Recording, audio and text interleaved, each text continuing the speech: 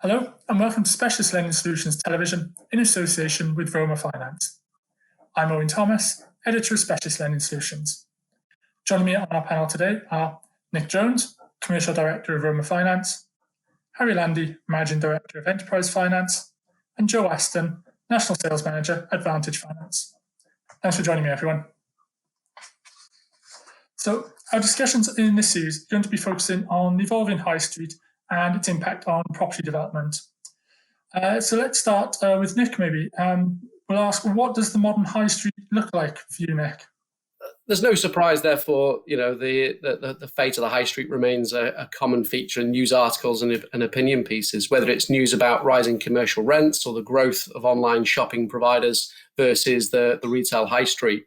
Many industry insiders have voiced worries and concerns around the pandemic over the last 12 months has resulted in an economic impact, could have fatal consequences on many of the high streets across the UK. And this past 12 months hasn't helped, obviously, non-essential shops closing during this time. Many high street shops lost ground to sort of internet-based rivals, and those without an online presence completed, almost a loss of custom and revenue overnight as well. The Centre for Retail Research has revealed that nearly 190,000 retail jobs in the UK in the last 12 months has vanished. Footfall was understandably slow and has been slow to return. Many still possess fears over the prevalence of the pandemic, and despite the necessity in regards to public health, not everyone is ready to go back to the shops as well. So there's certainly a concern around what that will be. But enterprises are now needed to regenerate the high street and encourage greater footfall.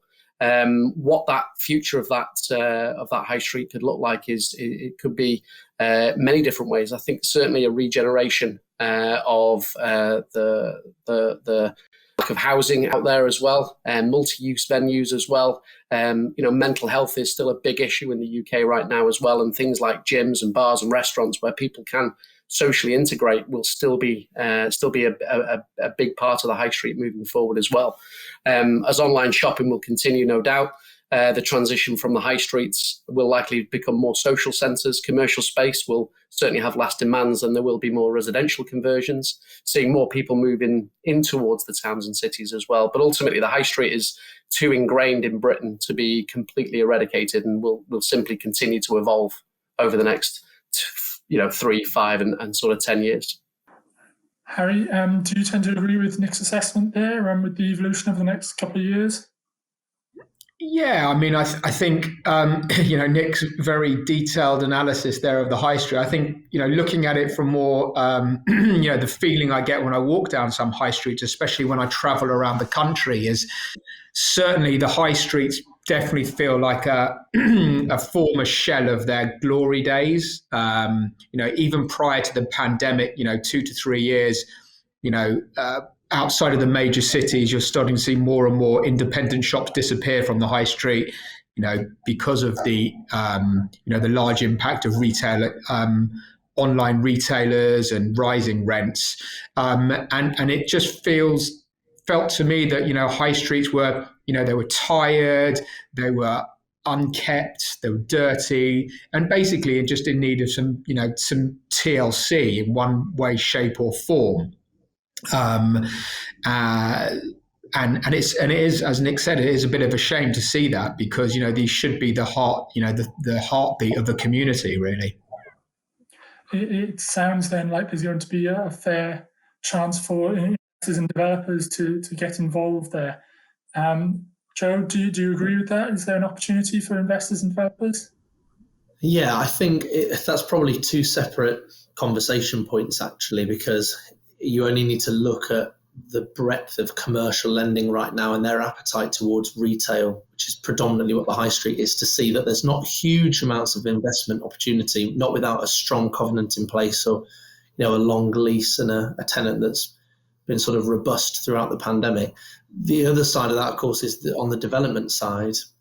Yeah, absolutely. And that comes in two forms.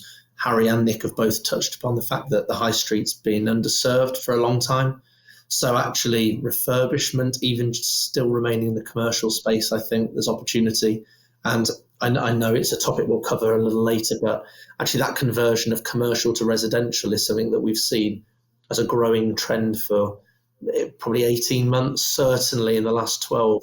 Despite the pandemic, that hasn't actually slowed down. I think if there are willing developers out there, and also sort of professional landlords looking to step into development space, this is a nice bridge between.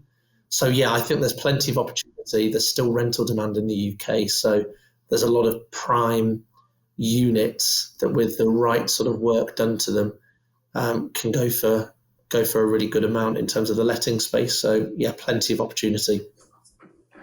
And Harry, from your point of view, how do you see that brokers can best support their clients in this area, or those who maybe want to expand into it? Yeah, absolutely. So I think if I think as Joe said, the high street as it is at the moment, looking at sort of commercial investment opportunities, I think you've got to be really, really careful. And the way in which brokers can help their clients is by ensuring that the properties people are looking at buying are going to be suitable from a lender perspective. And in order to be suitable from a lender perspective, they've got to be a real viable, business case for it. Because, just purchasing a commercial property on a high street because maybe it's a cheap price at the moment, if you don't get the right tenant in there, then you're going to be short on rental income, which will make it an unviable project. And I know, it's something we're going to come on to, but, I think now looking at the high street in terms of, is it an opportunity for developers to get involved and take over some of these commercial premises and change them from current commercial usage into residential usage, then there really is a great opportunity there for developers and buy-to-let landlords to broaden their portfolio. And I think where we can help in particular is by helping customers navigate their way through that. So some will be looking to make that conversion of the property from its current commercial usage into residential usage.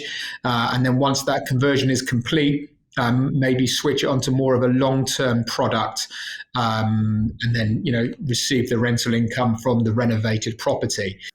Yeah, very much so. Harry and Joe knocked it on the head there. The opportunity for more conversions of commercial to residential, obviously with the change in the permitted development rights that the government brought out, has given a more easier access to that sort of commercial space in the high streets, and how it can develop and change and create more wealth for investors for having semi-commercial splits as opposed to just a residential. You've seen obviously the residential prices over the last 12 months increase by near 10% over the last 12 months. With the changes to the tax position and the increase in residential price, it's becoming more and more lucrative for developers to widen their portfolios into commercial and semi-commercial type property as well. And I think that, removing some of the stigmas around the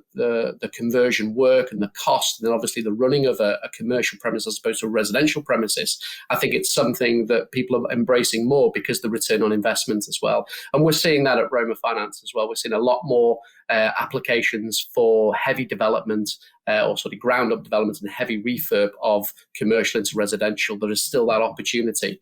Thank you very much, everyone. So we can see that it's rather expected that there's going to be a lot of change coming to high streets across the country in the next few months and years. So definitely something to look out for when you're advising your clients. Thank you very much to the panel for joining me. Thank you very much for watching, and we'll see you next time on Specialist Lending Solutions Television.